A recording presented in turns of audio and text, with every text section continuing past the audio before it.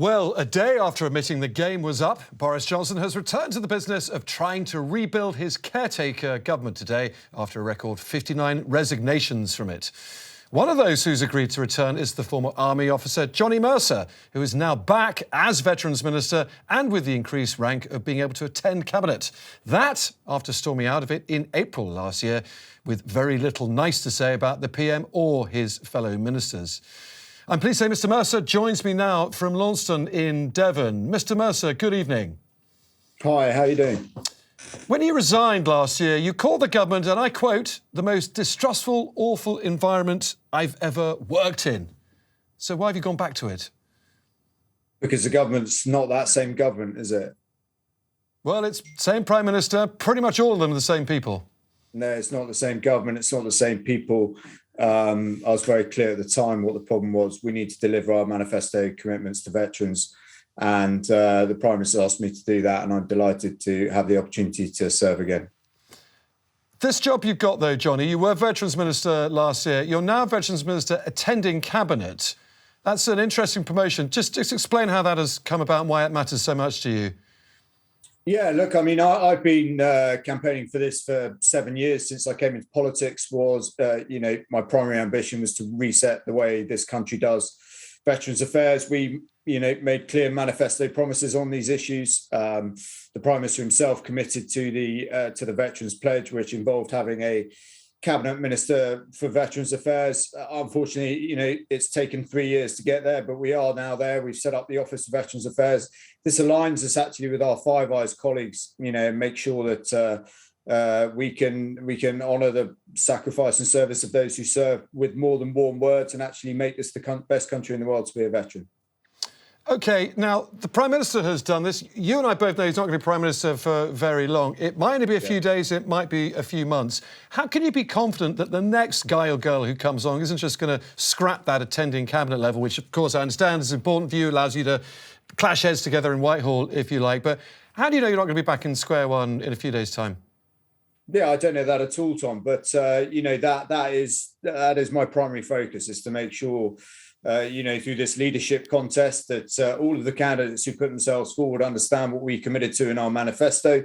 I think veterans are pretty tired of having promises made to them and not be delivered. There's actually some very good veterans programs and services out there, and the Office of Veterans Affairs has done very well in the year that I've not been there, but it's time to pull all this together and make this actually feel like the best country in the world to be a veteran. And I'll be, working in due course to make sure that all the candidates who put themselves forward commit to this progress and commit to what we've achieved so far. OK, just on the longevity of both the current government and the current Prime Minister, there are quite a few of your colleagues, you'll know this, who wanted to leave immediately. They might try and get him out next week with some more manoeuvres at the 1922 committee and the like. What do you say to them? Do you think they're being a little churlish? I think it's a little churlish. I think I understand people's views, and everyone's sort of blood is up, and, Westminster's a fairly unpleasant place at the moment. But I think, the Prime Minister's made his position clear. He is leaving office. I think it's unnecessary to pursue that line any further. He's not going to take any big decisions as he's laid out, and he's going to oversee a proper constitutional change of administration, and we should let him get on with it and afford him that respect. And I'm sure that's what will come in the end. I know there's a lot of excitement, and there was a lot of talk in the last week, and I think a lot of people have said things they may turn out to regret. But look, he's made his position clear. I think we afford him the respect he deserves, and allow him to exit with a degree of dignity that I think he deserves.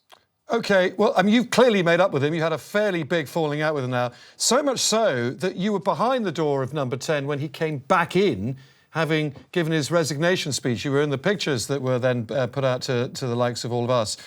May I ask you, what was the mood like at that moment when he'd come back in the doors? There was his wife, there was his son, Wilfred. Pretty emotional, I imagine. Yeah, I think, his close friends, I think, are pretty proud of him and what he's achieved. Obviously, he's human like everybody else, and he's made his mistakes, and he's been very open and honest about that. But ultimately, we are all human beings. We're all fathers. We're all husbands and wives. And, there is a lot more that goes on, but other than the stuff you just see presented on TV screens and in newspapers up and down this country. It's undoubtedly been an extraordinarily difficult period for him. I hope that his announcement this week, I hope will begin to see a sort of lowering of the temperature, and we can get on, conduct this leadership contest, and get on with governing the country, which is, I think, what people expect. How upset was he? Did he shed a tear at any of those stages when you were there? No. I'm not going to go into his private moments with his family. I've said what the situation was like, and people can imagine what it was like. It was a sad day for everybody, I think. OK, finally, Mr. Mercer, on to the leadership contest. You flirted with running in the past. No rumours that you're running this time round, but who might you be backing? Have you decided?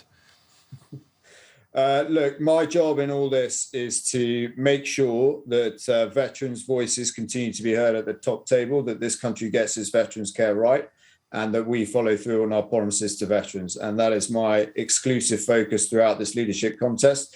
I'll be looking to make sure that candidates commit to that, let's see where we end up. OK, I wonder if you've seen Rishi Sunak's rather polished video, which he's just put out this afternoon, announcing his candidacy. Now, you've criticised his tweeted signatures before. What do you think of this one? I haven't seen it. Are you sure you haven't seen it? No, I'm lying on national TV, Tom. All right. If I was to tell you he's put out a very polished video announcing his candidacy, what would you think of that? Yeah. Fine. I think everyone's going to do it, aren't they? I mean, it's standard, isn't it? I mean, people bring forward these campaign videos. I think lots of people think about running. I think lots of people, unfortunately, some of my colleagues are quite sort of delusional about their own abilities and all the rest of it. And it's just part of the process. We've got to go through it. I think there's probably 3 or 4 serious candidates. And my job is to make sure that, we can make sure that the party comes together at the end of this and we get on with governing the country as people expect us to. Johnny Mercer, the returned Veterans Minister, thank you for talking to me. Cheers, Tom.